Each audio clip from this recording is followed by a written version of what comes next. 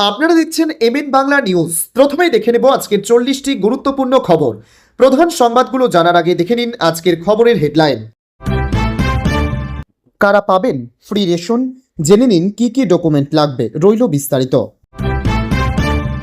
আমার স্বামী সরকারি চাকরি করেন, আমি কি অন্নপূর্ণা যোজনার 3000 টাকা পাবো? প্রশ্নের উত্তর দিল নবান্ন। আবেদন বাতিল হবে, অন্নপূর্ণা যোজনা কারা পাবেন না স্পষ্ট করলেন রাজ্যের মন্ত্রী। তৃতীয় কিস্তি দেওয়ার আগে খারাপ খবর, অন্নপূর্ণা যোজনার ভেরিফিকেশন নিয়ে ঘোষণা অগ্নিমিত্রার। অ্যাকাউন্টে ঢোকেনি অন্নপূর্ণা যোজনা 3000 টাকা, আবেদন বাতিল নাকি অন্য কারণ, জানালো সরকার এবেলা। দুর্গাপুজো কমিটিগুলোর জন্য বিরাট সুখবর, আগের চেয়ে অনুদান বাড়াতে পারে নতুন সরকার। ভয়াবহ, মাঝ সমুদ্রে ডুবে গেল নৌকা, বেঘোরে প্রাণ হারালেন 500 রোহিঙ্গা। কোথায় জানেন? মমতা সরকারের যুবসাথীর বদলে এবার বিজেপির যুবশক্তি, স্নাতক বেকাররা পাবেন 3000, জানুন আবেদনের নিয়ম। মুর্শিদাবাদের ট্রেন দুর্ঘটনায় শোকস্তব্ধ মুখ্যমন্ত্রী, ঘোষণা করলেন 5 লক্ষ টাকার ক্ষতিপূরণ। আপনার অন্নপূর্ণার ফর্ম কি আন্ডার এনকোয়ারি, টাকা মিলবে কবে, স্পষ্ট জানালেন মন্ত্রী। অন্নপূর্ণা যোজনায় আন্ডার এনকোয়ারি কারা 3000 টাকা পাবেন না, স্পষ্ট করলেন মন্ত্রী। অন্নপূর্ণা প্রকল্পের বড় সতর্কবার্তা, কারা বাদ পড়বেন, যোগ্যদের আশ্বাস দিয়ে বড় বার্তা মন্ত্রের। 3000 টাকা কেন ঢোকেনি অ্যাকাউন্টে, অন্নপূর্ণা ভান্ডার নিয়ে নতুন নির্দেশিকা সরকারের। আয়ুষ্মান ভারতে এবার মিলবে 10 লক্ষ টাকার ফ্রি চিকিৎসা। অন্নপূর্ণা ভান্ডারের 3000 টাকা কবে অ্যাকাউন্টে, ভেরিফিকেশন নিয়ে বড় আপডেট জানালেন মুখ্যমন্ত্রী। ঢাকার নার্সিংহোমের টাকা ঢেলেছেন প্রভাবশালী তৃণমূল নেতা, বাংলাদেশে মৌলবাদী কার্যকলাপে যুক্তের অভিযোগ। ভোটার তালিকা থেকে নাম বাদ গেলেই নাগরিকত্ব শেষ নয়, নির্বাচন কমিশনকে বড় সীমা বেঁধে দিল সুপ্রিম কোর্ট। ভোটার লিস্টে নাম বাদ মানেই নাগরিকত্ব চলে যাওয়া, এসআইআর মামলায় বিভ্রান্তি দূর করল সুপ্রিম কোর্ট। 1 টাকাও নেব না, এফআইআর বিতর্কের মাঝেই বড় ঘোষণা কল্যাণের। আমাদের ভেতরের লোক ওদের মধ্যে রইল, মদনকে মোক্ষম খোঁচা কুণালের। সিপিএমের চাপের কাছে নতি স্বীকার, কৃষি ঋণ মকুবের 2 বড় শর্ত প্রত্যাহার করল বিজেপি সরকার।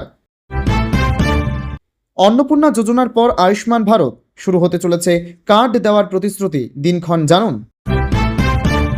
এতক্ষণ শুনছিলেন সংবাদ শিরোনাম, এবার আসছে বিস্তারিত খবরে। ভিডিওটি ভালো লাগলে লাইক করুন এবং আমাদের ইউটিউব চ্যানেলটি সাবস্ক্রাইব করে আমাদের সঙ্গে থাকুন। পরবর্তী আপডেটের জন্য ধন্যবাদ।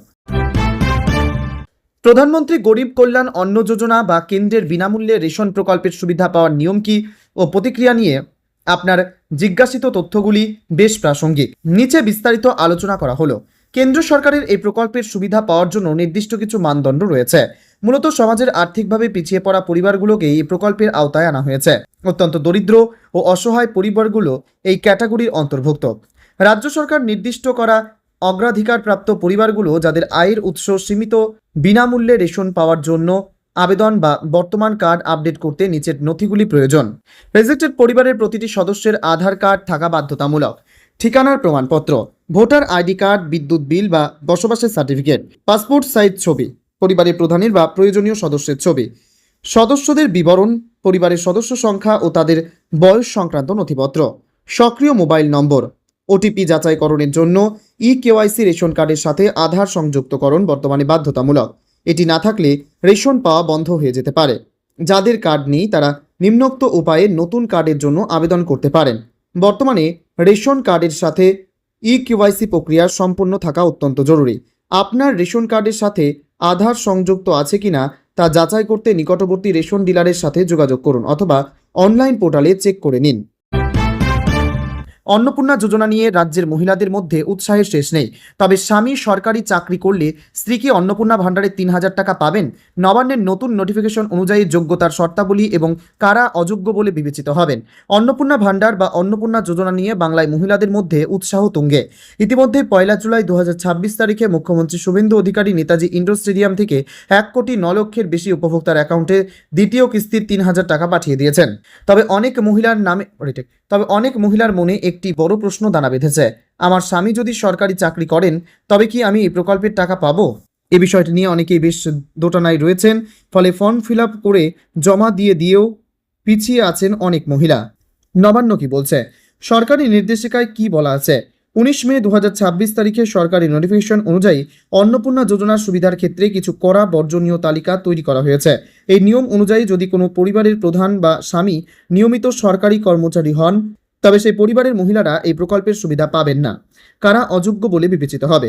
নবান্নের নির্দেশিকা এবং মন্ত্রী মালতী রাভা রায়ের ঘোষণা অনুযায়ী নিচের ক্যাটাগরির মহিলারা 3,000 টাকা পাবেন না। চুক্তিভিত্তিক ও দৈনিক মজুরি। স্বামী যদি সরকারের অধীনে চুক্তিভিত্তিক দৈনিক মজুরি বা আউটসোর্সড কর্মী হিসেবে কাজ করেন, তবে তাদের স্ত্রীরা সাধারণত এই প্রকল্পের জন্য যোগ্য হিসেবে বিবেচিত হতে পারেন। আশা ও অঙ্গনওয়াড়ি কর্মী। আশা কর্মী, অঙ্গনওয়াড়ি কর্মী এবং মিড ডে মিল কর্মীরা নিজেরাই আবেদনের যোগ্য হতে পারেন, কারণ তারা স্থায়ী সরকারি কর্মচারী হিসেবে গণ্য হন না। নবান্ন স্পষ্ট করে দিয়েছে যে প্রকল্পের উদ্দেশ্য হল আর্থিকভাবে পিছিয়ে পড়া মহিলাদের সহায়তা করা। তাই স্বচ্ছতা বজায় রাখতে প্রতিটি আবেদন পুঙ্খানুপুঙ্খভাবে যাচাই করা হচ্ছে। অন্নপূর্ণা যোজনায় আবেদন করলেই 3,000 টাকা করে পাওয়া যাবে, এমন কোনো গ্যারেন্টি নেই। অনেক ঝাড়াই বাছাইয়ের পর যোগ্য উপভোক্তা বেছে নিচ্ছে রাজ্য সরকার। এই পরিস্থিতিতে তাদের আবেদন বাতিল করা হবে, তা জানালেন রাজ্যের নারী ও শিশু ও সমাজ কল্যাণ দপ্তরের স্বাধীন দায়িত্বপ্রাপ্ত মন্ত্রী মালতী রাভা রায়। অন্নপূর্ণা যোজনা কারা পাবেন না? রথযাত্রার দিন কোচবিহারের একটি খুঁটি পুজোর মঞ্চ থেকে অন্নপূর্ণা যোজনা নিয়ে কড়া বার্তা দেন রাজ্যের মন্ত্রী। আবেদনকারীদের আশ্বস্ত করে একদিকে তিনি বলেন যোগ্য মা বোনেরা এই সরকারি প্রকল্পের টাকা পাবেন, অন্যদিকে কারা পাবেন না সেটাও স্পষ্ট করে দেন। মালতীর কথায় অনেক তথ্য গোপন করে আবেদন করেছেন অনেকে, সেটাও কিন্তু যাচাই করা হচ্ছে। যারা অন্নপূর্ণা যোজনার নির্ধারিত মানদণ্ডের মধ্যে পড়বেন না, তাদের আবেদন বাতিল করা হবে।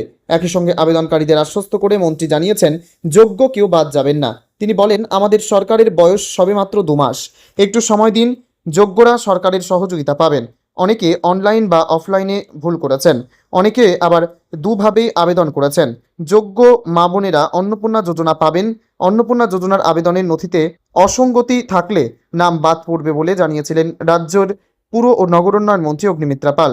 তিনি বলেছিলেন অন্নপূর্ণা যোজনার টাকা দেওয়ার আগে ও পরে গুরুত্ব সহকারে তথ্য যাচাই করা হচ্ছে। শুধু যোগ্য আবেদনকারীদের এই প্রকল্পের সুবিধা দেওয়া হবে। সেক্ষেত্রে নথিতে যদি কোনো রকম অসঙ্গতি থাকে তাহলে কিছু নাম বাদ পড়বে। মন্ত্রী মালতীও একই কথা জানালেন। কেউ তথ্য গোপন করে অন্নপূর্ণা যোজনায় আবেদন করলে তা ভালো করে খতিয়ে দেখা হবে। রাজ্য সরকারের বেঁধে দেওয়া মাপকাঠি অনুসারে সংশ্লিষ্ট প্রকল্পের সুবিধা পাওয়ার যোগ্য না হলে তার আবেদন বাতিল করা হবে বলে জানিয়েছেন মন্ত্রী। বিজেপি সরকারের অন্নপূর্ণা ভান্ডার প্রকল্পে মহিলারা 3,000 টাকা করে পাচ্ছেন, তবে তৃতীয় কিস্তির টাকা দেওয়ার আগে মন্ত্রী অগ্নিমিত্রা পাল কড়া ভেরিফিকেশনের কথা ঘোষণা করেছেন। জেনে নিন কি বললেন মন্ত্রী। মমতা সরকার বাংলায় চালু করেছিল একাধিক ভাতা। সেই সকল ভাতার তালিকায় ছিল লক্ষ্মীর ভান্ডার, বার্ধক্য ভাতা, যুবশ্রী, কন্যাশ্রী, যুবসাথী থেকে বিধবা ভাতা চালু ছিল রাজ্যে। মমতা সরকারের আমলে চালু থাকা ভাতার মধ্যে জনপ্রিয় ছিল লক্ষ্মীর ভান্ডার। সে সময় রাজ্যের সাধারণ জাতির মহিলারা পেত 1,500, তপশিলি জাতির মহিলারা 1,700 টাকা করে। এদিকে বিজেপি সরকার ক্ষমতায় আসায় মেয়েদের জন্য চালু করেছে অন্নপূর্ণা ভান্ডার। এই ভান্ডার হিসেবে রাজ্যের সকল মহিলারা পাচ্ছেন 3,000 করে।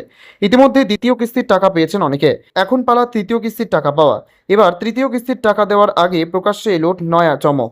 যোজনার তৃতীয় খারাপ খবর দিলেন মন্ত্রী। অন্নপূর্ণা যোজনার ভেরিফিকেশন নিয়ে বিশেষ ঘোষণা করলেন অগ্নিমিত্রা পাল। সম্প্রতি পুরো নারী শিশু কল্যাণ মন্ত্রী অগ্নিমিত্রা পাল জানিয়েছে অন্নপূর্ণা যোজনার টাকা বন্টনের আগে ও পরে তথ্য যাচাই প্রক্রিয়া গুরুত্ব দিয়ে দেখা হচ্ছে। এই প্রকল্পের সুবিধা শুধুমাত্র যোগ্য আবেদনকারীরাই পাবেন। সেক্ষেত্রে নথিতে যদি অসঙ্গতি থাকে তাহলে কিছু নাম বাদ পড়বে। এদিকে সদ্য শেষ হলো ভেরিফিকেশন। জানা গিয়েছে অন্নপূর্ণা ভান্ডার নিয়ে কড়া ভেরিফিকেশন হয়েছে। কয়েক যোগ্যতা না থাকলে মিলবে না ভাতা। যেমন আপনার 3টি বা তার বেশি পাকা ঘর থাকলে পাবেন না ভাতা।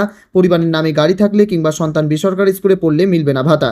পরিবারের কেউ সরকারি চাকরি করলে কিংবা কেউ পেনশনভোগী হলে মিলবে না ভাতা। পাকা ঘর থাকলে পাবেন না ভাতা। পরিবারের নামে গাড়ি থাকলে কিংবা সন্তান বেসরকারি স্কুলে পড়লে মিলবে না ভাতা। পরিবারের কেউ সরকারি চাকরি করলে কিংবা কেউ পেনশনভোগী হলে মিলবে না ভাতা। বিধানসভা নির্বাচনে হারের পর রাজ্যের অস্তিত্ব সংকটে পড়েছে তৃণমূল কংগ্রেস। দল ভেঙে টুকরো টুকরো হয়ে গিয়েছে। নিজেদের আসল তৃণমূল প্রমাণ করতে লড়াই করতে হচ্ছে মমতা বন্দ্যোপাধ্যায়কে। রাজ্যে জমি হারিয়ে এবার দিল্লির রাজনীতিতে চূড়ান্ত তৎপর হতে চলেছে মমতাপন্থী তৃণমূল কংগ্রেস। জানা গিয়েছে বিরোধী শিবিরের জাতীয় স্তরের সব কর্মসূচি প্রতিনিধি পাঠানোর সিদ্ধান্ত নিয়েছে মমতা বন্দ্যোপাধ্যায়। কলকাতায় 21শে জুলাই কর্মসূচিতে অবশিষ্ট সব শক্তি নিয়ে ঝাঁপাবে ঝাঁপাচ্ছে মমতাবন্ধী তৃণমূল। এর মাঝেই দিল্লিতে সংসদ এবং সংশ্লিষ্ট যাবতীয় কর্মসূচিতে যোগ দেওয়ার জন্য সৌগত রায় এবং সাগরিকা ঘোষকে নির্দেশ দিয়েছে মমতা। দলীয় সূত্রে খবর, এই দুজনেই 19 জুলাই যোগী দেবেন সরকার দেবেন। এছাড়াও জম্মু কাশ্মীরকে রাজ্যের মর্যাদা ফেরানোর দাবিতে 19 জুলাই ফারুক আবদুল্লাহর ডাকা দিল্লির কর্মসূচিতে যোগ দেবেন মমতা প্রতিনিধিরা। আবার ওই দিনই সোনাম ও ওয়াংচেকুকের অনশনের প্রতি সমর্থন জানিয়ে পার্লামেন্ট চলো মিছিলেও যোগ দেবেন সাগরিকা ঘোষ। ইতিমধ্যেই যন্তর মন্তরে গিয়ে সঙ্গে দেখা করে এসেছেন দোলা সেন। ফোনে সোনাম ওয়াংচুকের সঙ্গে কথা বলেছেন মমতা নিজেও। কেন্দ্রকে আক্রমণ করে তারা বলেছেন যে সোনামের যদি কিছু হয় তার জন্য দায়ী থাকবে কেন্দ্রীয় সরকার। রাজ্যে অস্তিত্ব সংকটে পড়ে এখন কেন্দ্র নিজের অবস্থান শক্ত করতে চাইছে মমতাপন্থী তৃণমূল কংগ্রেস। কেন্দ্রীয় সরকার রাজ্যে অস্তিত্ব সংকটে পড়ে এখন কেন্দ্র নিজের অবস্থান শক্ত করতে চাইছে মমতাপন্থী তৃণমূল কংগ্রেস।